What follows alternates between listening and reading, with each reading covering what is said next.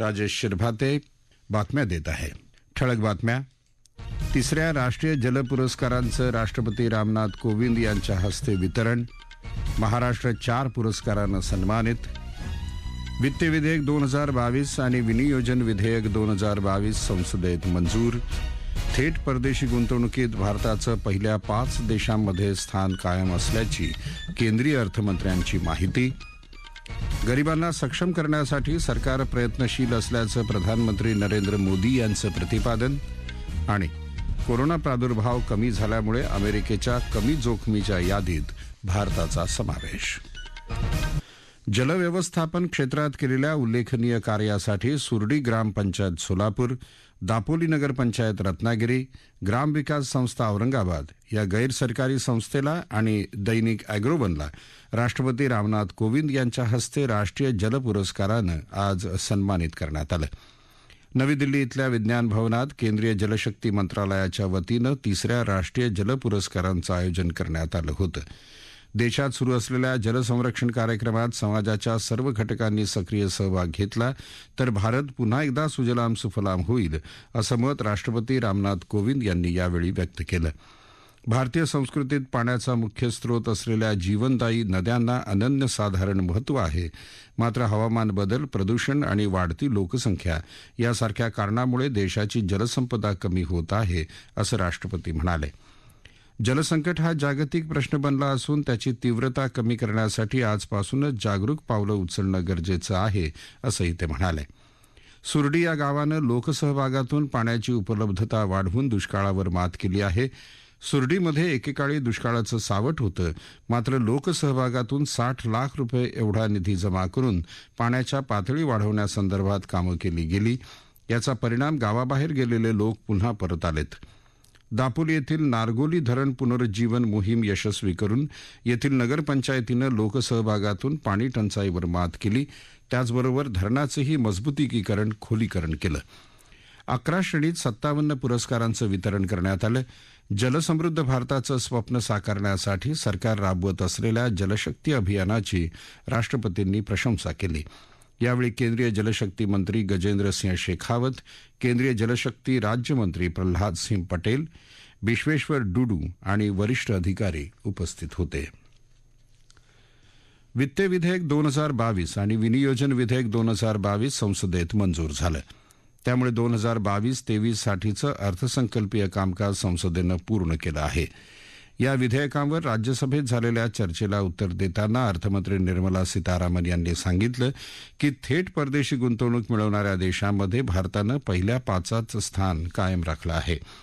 इतर देशातल्या गुंतवणूकदारांनी या सरकारच्या आर्थिक धोरणांवर विश्वास व्यक्त केला आहे असं त्या म्हणाल्या. या सरकारच्या 7 वर्षांपेक्षा जास्त कार्यकाळात म्हणजे गेल्या डिसेंबरपर्यंत भारतात $500 अब्ज जास्त थेट परदेशी गुंतवणूक आली आहे. आधीच्या संयुक्त पुरोगामी आघाडी सरकारच्या संपूर्ण 10 वर्षाच्या कार्यकाळात आलेल्या गुंतवणुकीपेक्षा ही गुंतवणूक सुमारे 65% जास्त आहे. कोरोनाच्या फटक्यातून सावरण्याचं काम सुरू असताना आणि युक्रेनमधल्या युद्धस्थितीमुळे पुरवठा साखळी विस्कळीत झाली असतानाच हे वित्त विधेयक मांडलं आहे. शाश्वत आर्थिक पुनरुज्जीवनासाठी सरकार प्रयत्नशील आहे.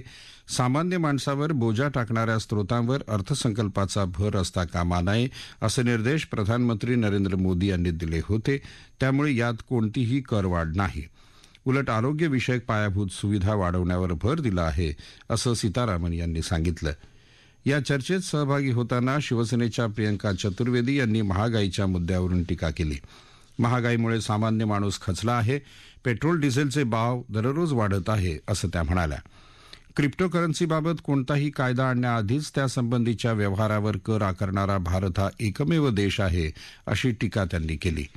देशात महागाई वाढत असताना सरकारनं अर्थसंकल्पात मनरेगावरच्या तरतुदीत कपात केली आहे अशी टीका आपचे संजय सिंग यांनी केली. लोकांच्या कल्याणासाठी सरकारनं अनेक पावलं उचलली असल्याचं सांगत भाजपाच्या सदस्यांनी सरकारच्या कामगिरीची जंत्री मांडली. नुकत्याच झालेल्या 4ही विधानसभा निवडणुकीत जनतेनं भाजपाच्या धोरणांवर विश्वास दाखवला आहे असं भाजपाचे सदस्य अरुण सिंग म्हणाले. लोकसभेत आज सनदी लेखापाल, कॉस्ट आणि अकाउंटंट आणि कंपनी सेक्रेटरी घटना दुरुस्ती विधेयक 2021 चर्चा आणि मंजुरीसाठी मांडण्यात आलं. चार्टर्ड अकाउंटंट कायदा 1949, कंपनी सेक्रेटरी कायदा 1980 मध्ये सुधारणा करून तो अधिक कठोर आणि शिस्तबद्ध प्रणाली निर्माण करण्याच्या अनुषंगानं हे विधेयक मांडण्यात आलं आहे. या घटना दुरुस्तीमुळे या संदर्भातली प्रकरणं एका कालबद्ध कार्यक्रमानं निकाली काढता येणार आहेत. या विधेयकावर लोकसभेत चर्चा सुरू आहे. गरिबांना सक्षम करण्यासाठी सरकार प्रयत्नशील असल्याचं प्रतिपादन प्रधानमंत्री नरेंद्र मोदी यांनी केलं आहे. ते आज मध्य प्रदेशात प्रधानमंत्री आवास योजनेअंतर्गत 5,21,000 लाभार्थ्यांच्या गृहप्रवेश समारंभात व्हिडिओ कॉन्फरन्सिंगद्वारे आयोजित मेळाव्याला संबोधित करत होते.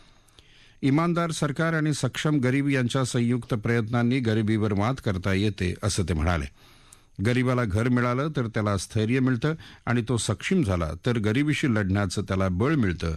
म्हणून सबका साथ सबका विकास हा मंत्र जपत सरकार गरिबांना बळ देण्याचं काम करत आहे असं ते म्हणाले. प्रधानमंत्री आवास योजनेमुळे ग्रामीण भागात अनेकांना रोजगार मिळत आहे.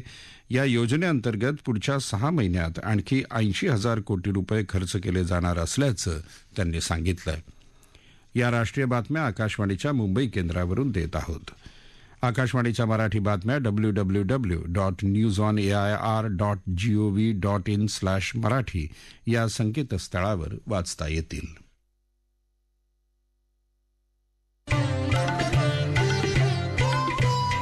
कोविड-19 से बचाव और सुरक्षित रहने के 3 उपाय. मास्क लगाएं, 2 गज दूरी है जरूरी, सुरक्षित दूरी रखें, हाथ और मुंह साफ रखें.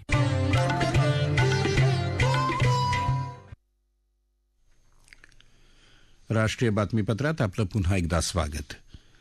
सुशासनाचा लाभ समाजातल्या मागास आणि दुबळ्या समाजापर्यंत पोहोचवणं ही लोकसेवकांची जबाबदारी असल्याचं उपराष्ट्रपती एम व्यंकय्या नायडू यांनी म्हटलं आहे. कल्याणकारी आणि विकास योजनांच्या योग्य अंमलबजावणीद्वारेच या समाजांचं कल्याण साधलं जाऊ शकतं याचं भान लोकसेवकांनी ठेवलं पाहिजे असं नायडू म्हणाले.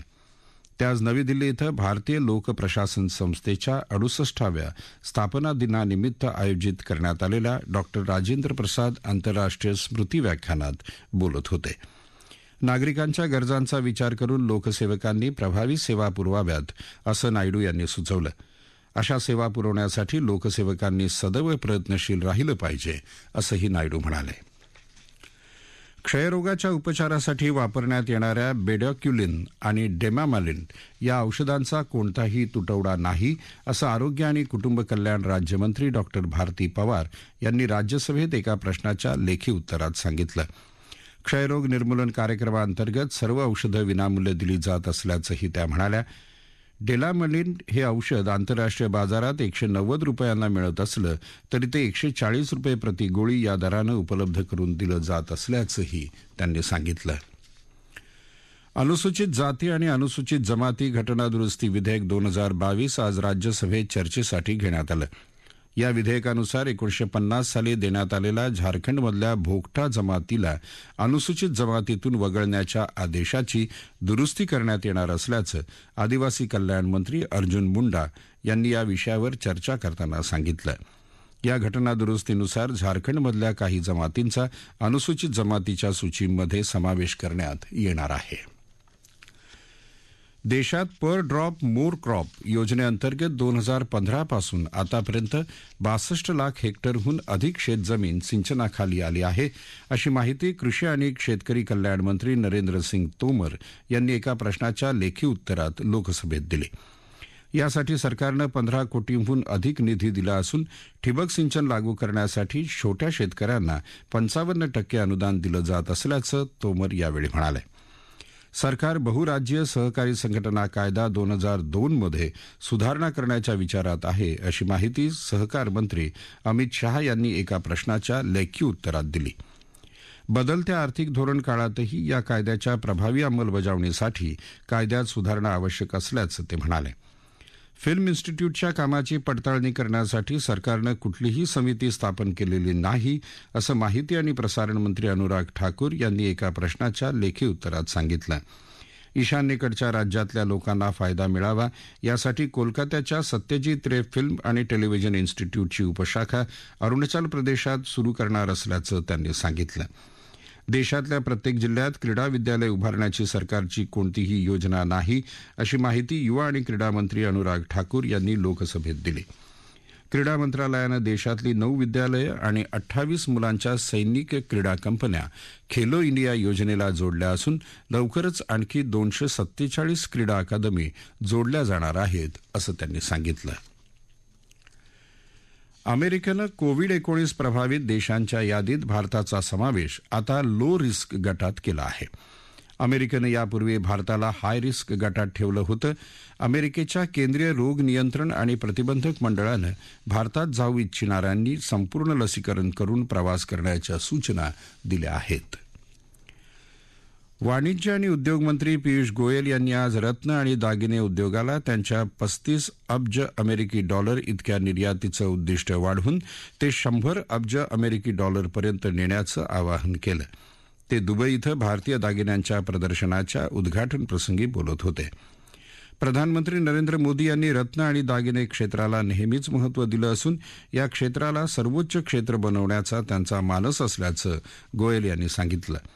केवळ मेड इन इंडिया या उद्दिष्टावरच नव्हे तर डिझाईन्ड इन इंडिया या उद्दिष्टावरही लक्ष दिलं जात असल्याची माहिती त्यांनी दिली.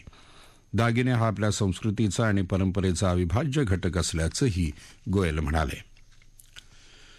कोविड-19 लशींचे मिश्रण करण्यासाठी राष्ट्रीय तांत्रिक सल्लागार समूहाला पुरेशा वैज्ञानिक माहितीची गरज असून त्यानंतरच ते अशा प्रकारे 2 लशींच्या मिश्रणाची परवानगी देऊ शकतात, असं आरोग्य आणि कुटुंब कल्याण मंत्री डॉक्टर भारती पवार यांनी राज्यसभेत एका प्रश्नाच्या लेखी उत्तरात सांगितलं.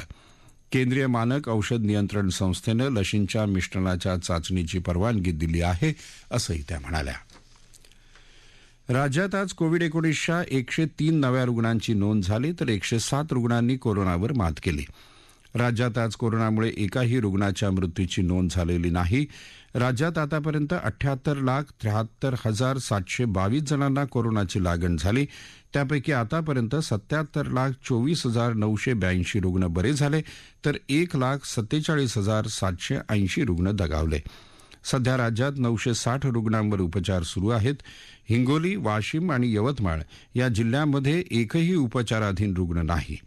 राज्याचा कोरोनामुक्ती दर 98.11% तर मृत्यूदर 1.87% आहे.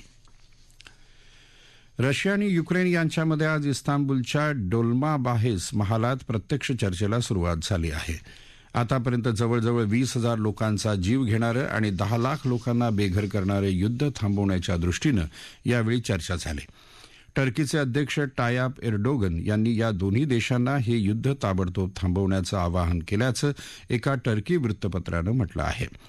हे दोन्ही पक्ष काही चांगलं करण्याच्या दृष्टीनं चर्चा करत असून त्यातून सर्व जगाला स्वीकारता येईल असा काही तोडगा निघण्याची शक्यता असल्याचंही टर्कीच्या अध्यक्षांनी म्हटलं आहे. टर्कीनं याआधीही या दोन्ही देशांची बैठक 10 मार्चला बोलवली होती. टर्कीचे परराष्ट्र मंत्रीही या दोन्ही देशांच्या प्रतिनिधींना भेटणार आहेत. पद्म पुरस्कार विजेत्यांच्या दुसऱ्या तुकडीनं आज नवी दिल्लीतल्या राष्ट्रीय युद्ध स्मारकाला भेट दिली. पद्मविभूषण पुरस्कार प्राप्त प्रभा अत्रे यांनी राष्ट्रीय युद्ध स्मारकाला भेट देऊन पुष्पचक्र अर्पण केलं आणि शहीदांना श्रद्धांजली वाहिली. यावेळी इतर पुरस्कार विजेतेही उपस्थित होते. ठळक बातम्या पुन्हा एकदा. 3ऱ्या राष्ट्रीय जल पुरस्कारांचं राष्ट्रपती रामनाथ कोविंद यांच्या हस्ते वितरण. महाराष्ट्र 4 पुरस्कारानं सन्मानित. वित्त विधेयक 2022 आणि विनियोजन विधेयक 2022 संसदेत मंजूर. थेट परदेशी गुंतवणुकीत भारताचं पहिल्या 5 देशांमध्ये स्थान कायम असल्याची केंद्रीय अर्थमंत्र्यांची माहिती. गरिबांना सक्षम करण्यासाठी सरकार प्रयत्नशील असल्याचं प्रधानमंत्री नरेंद्र मोदी यांचं प्रतिपादन. आणि कोरोना प्रादुर्भाव कमी झाल्यामुळे अमेरिकेच्या कमी जोखमीच्या यादीत भारताचा समावेश. आकाशवाणीच्या बातम्यांसह जगभरातल्या बातम्या तुम्ही ट्विटरवर AIRnews_मुंबई या हँडलवरही दिवसभर पाहू शकता. याबरोबरच आकाशवाणी मुंबई केंद्रावरचं हे राष्ट्रीय बातमीपत्र संपलं. नमस्कार.